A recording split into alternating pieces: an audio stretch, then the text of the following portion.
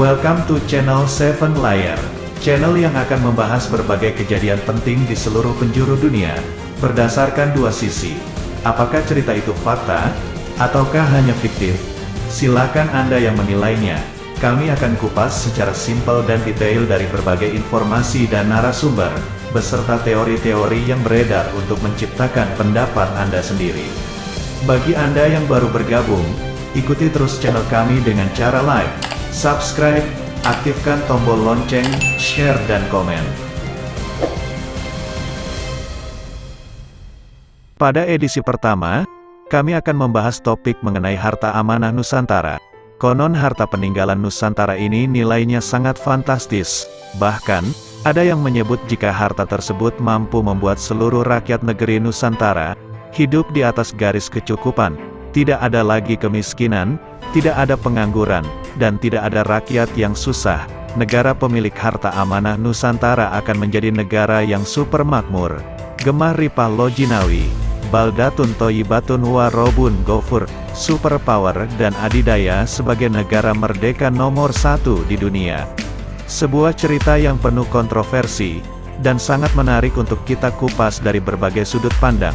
Di mana harta ini berada, bagaimana bentuknya, dan apakah harta tersebut bisa dicairkan? Untuk membahasnya akan kami sajikan dalam edisi pertama.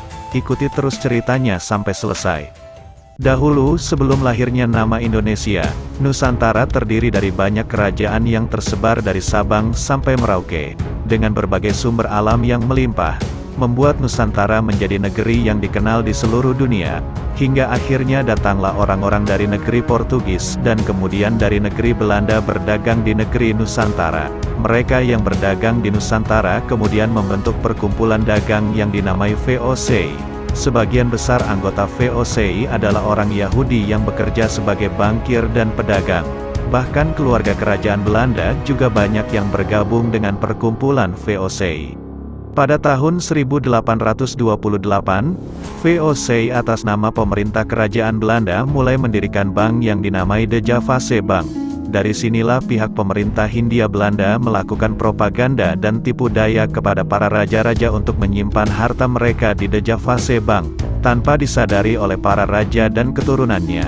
Harta berupa emas yang semula tersimpan di De Javase Bank, saat itu pula oleh pihak VOC mulai diambil dan dipindah secara bertahap ke negeri Belanda.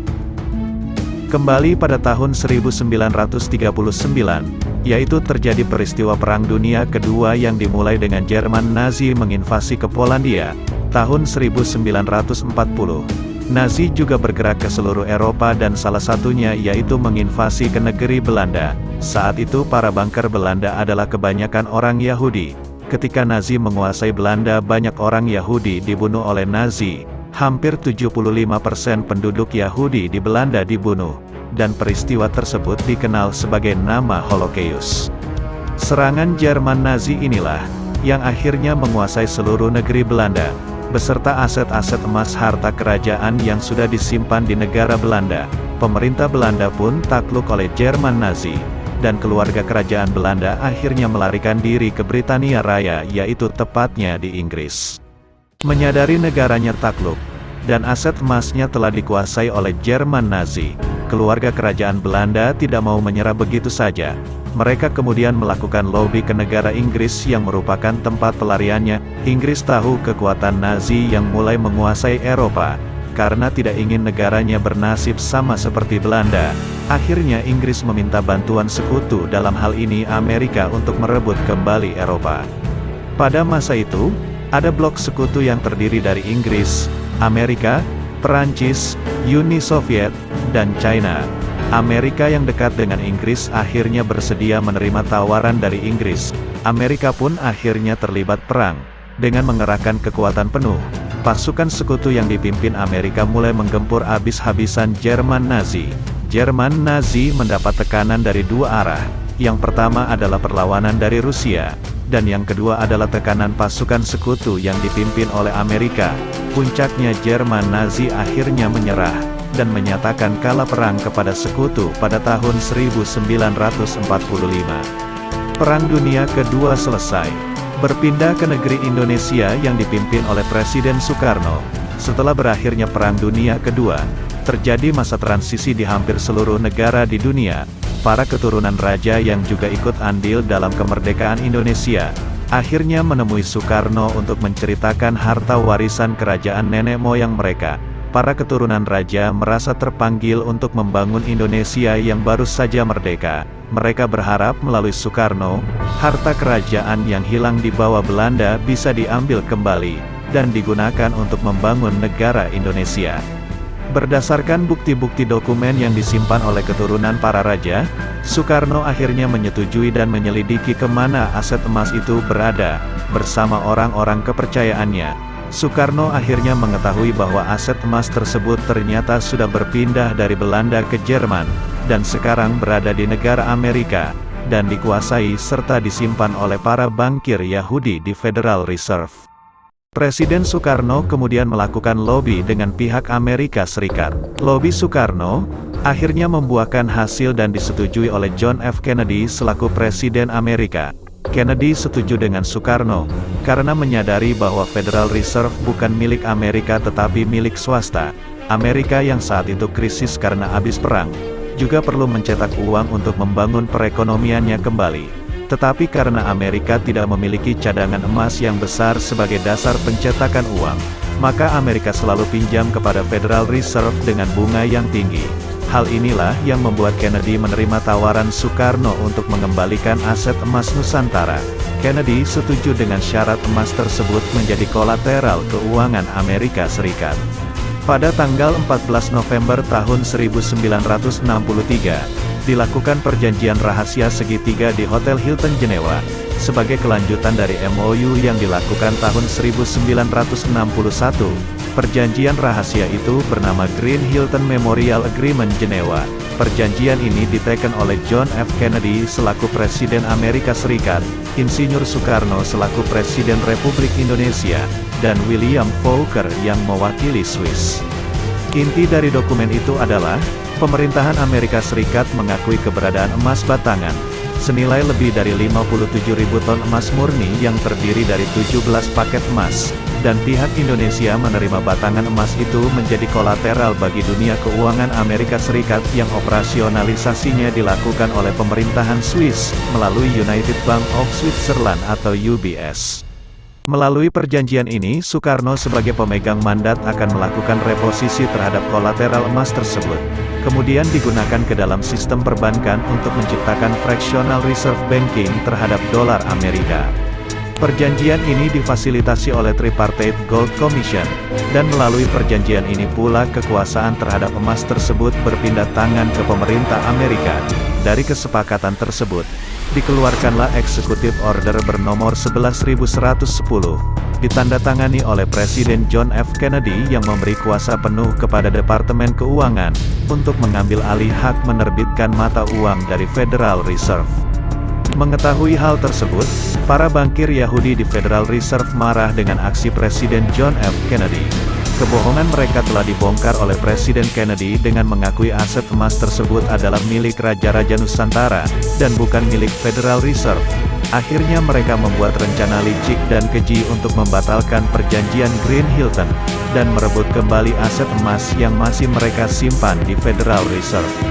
Seminggu kemudian setelah penandatanganan Green Hilton Memorial Agreement, terjadi peristiwa tragis. Presiden Kennedy ditembak mati pada tanggal 22 November tahun 1963. Setelah kematian Kennedy, tangan-tangan gelap bankir Yahudi memindahkan kolateral emas tersebut ke International Collateral Combined Accounts for Global Debt Facility, di bawah pengawasan OITC atau The Office of International Treasury Control. Aksi para bankir Yahudi ini telah membuahkan hasil.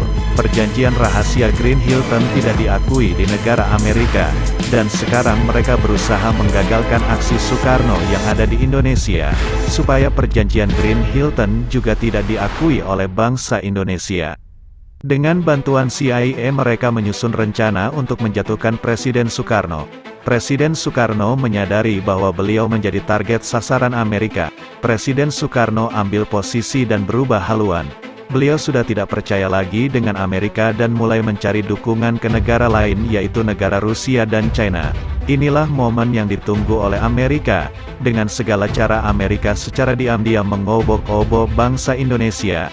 Akhirnya mulai terjadi gejolak politik, yang berujung dengan jatuhnya Presiden Soekarno harus turun dari jabatannya dan diganti oleh Presiden Soeharto. Sejak saat itulah, perjanjian Green Hilton tidak pernah efektif lagi. Seperti hilang ditelan bumi, tidak ada yang tahu kelanjutan perjanjian Green Hilton. Ketika Soekarno jatuh sakit dan hingga beliau meninggal dunia, tidak ada satupun informasi yang didapat. Bahkan sampai hari ini, sesuai perjanjian yang disepakati dalam Green Hilton Agreement, tidak satu rupiah pun dari bunga dan nilai pokok aset tersebut dibayarkan pada rakyat Indonesia melalui pemerintah Amerika Serikat. Coba kita hitung 57.000 ton emas, jika dikurskan pada saat ini. Misalkan, harga 1 gram emas sama dengan Rp950.000. 1 kilogram emas sama dengan 1000 gram, Rp950.000 kali 1000 sama dengan Rp950 juta. Kalau 1 ton sama dengan 1000 kilogram, Rp950 juta kali 1000 sama dengan Rp950 miliar. 57 ton berarti 57.000 kali 950 miliar rupiah sama dengan 54 kuadriliun 150 triliun rupiah. Inilah akte termahal dalam sejarah yang dimiliki bangsa Indonesia, sebuah akte yang penuh dengan kontroversi dan masih menjadi perdebatan di seluruh kalangan masyarakat. Beberapa fakta yang mendukung teori bahwa harta amanah Nusantara memang ada. Pertama, inilah perjanjian yang menyebabkan terbunuhnya Presiden Amerika Serikat John F. Kennedy. Kedua, menjadi pemicu dijatuhkannya Bung Karno dari kursi kepresidenan oleh jaringan CIA pada tahun 1965. Ketiga, adanya dokumen kepemilikan emas di Swiss yang dibawa oleh para pemegang mandat, terutama dipegang oleh ahli waris keturunan kerajaan. Keempat, adanya bukti dokumen Green Hilton yang tersebar di media sosial, seperti Google, Wikipedia, YouTube, dan lain-lain. Sedangkan pihak yang menyaksikan kebenaran adanya harta amanah Nusantara, punya pendapat yang mengarah bahwa cerita itu adalah fiktif. Pendapat tersebut antara lain. Pertama, pemerintah Indonesia belum pernah mempublikasikan dokumen asli Green Hilton kepada masyarakat luas. Apakah memang dokumen yang asli masih dipegang dan disimpan oleh pemegang mandat? Ataukah memang dokumen tersebut tidak ada alias fiktif? Kenyataannya memang mulai zaman Presiden Soekarno sampai sekarang tidak ada pengumuman resmi dari pemerintah mengenai harta tersebut. Kedua, dokumen asli Green Hilton tidak tersimpan dalam arsip negara. Menurut narasumber yang kami peroleh, dokumen asli ini hanya tersimpan di 3 tempat, yaitu Swiss, Vatikan dan dibawa oleh Mr. X. Tidak adanya dokumen tersebut dalam arsip negara Republik Indonesia, semakin menguatkan alibi bahwa dokumen tersebut memang tidak ada alias fiktif. Ketiga, para pemegang mandat setelah Soekarno wafat, belum ada yang berhasil mencairkan dana tersebut. Bahkan ada juga yang berpendapat, waktu itu kita punya presiden sehebat Soekarno pun juga belum pernah mencairkan harta tersebut. Jadi kalau dikatakan fiktif bisa jadi pendapat mereka juga benar. Inilah misteri dari harta amanah Nusantara. Silakan Anda berpendapat. Apakah Anda termasuk yang percaya dengan fakta, atau sebaliknya yang tidak percaya sama sekali? Tunggu di edisi kami berikutnya. Kami akan kupas berbagai cerita menarik di seluruh dunia yang penuh dengan teka-teki, misteri, dan berbau konspirasi.